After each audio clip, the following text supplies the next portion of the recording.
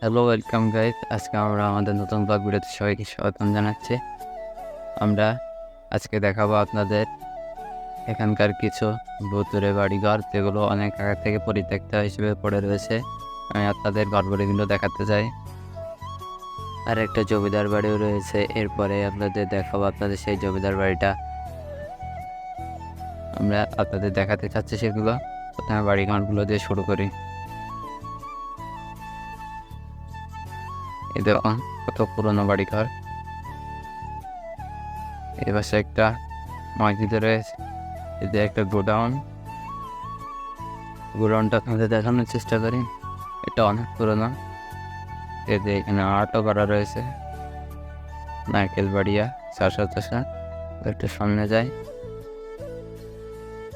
এইসব বাড়িগুলো কেন পরিত্যক্ত হিসেবে পড়ে রয়েছে, এইসব বিষয়ে কেউ কোনো তথ্য জানে না।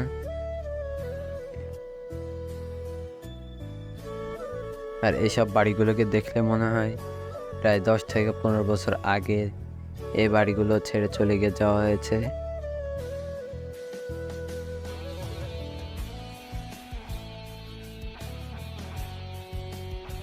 বাড়িগুলো দেখলে মনে হয় যেন বাড়িগুলোতে এখনো কেউ বসবাস করে।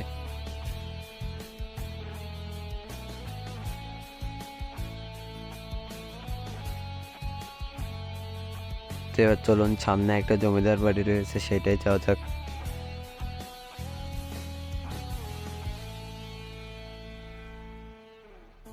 এইটা সেই জমিদার বাড়ি। এই জমিদার কে ছিল, সে জমিদার তার কোনো খোঁজ খবর পাওয়া যায়নি। আশেপাশের লোকেদের কাছে জিজ্ঞাসা করেছিলাম, কেউ কোনো তথ্য দিতে পারেনি। এই বাড়িটির বয়স প্রায় 200 বছরের কাছাকাছি।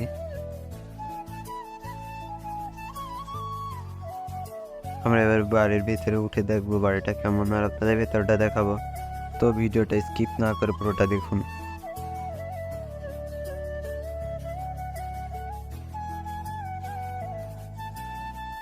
আর ঘর বাড়িগুলোর অবস্থা দেখলে বোঝা যায় এটা যে 200 বছর আগেকার একটি স্থাপনা। আমরা এর ভিতরে গিয়ে ভিডিও করার পারমিশন পাইনি, কারণ এর ভিতরে অনেক বড় বড় সাপ রয়েছে, সেগুলো অনেক বিষধর। সেজন্য আর আমরা ভেতরে গিয়ে ভিডিওটি করতে পারিনি।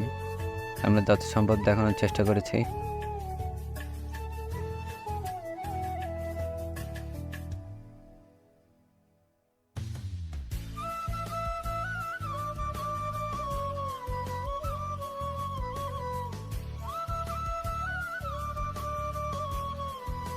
স্থাপনাটি এতটাই পুরনো যে উপর থেকে ছাদ খসে খসে পড়ছে।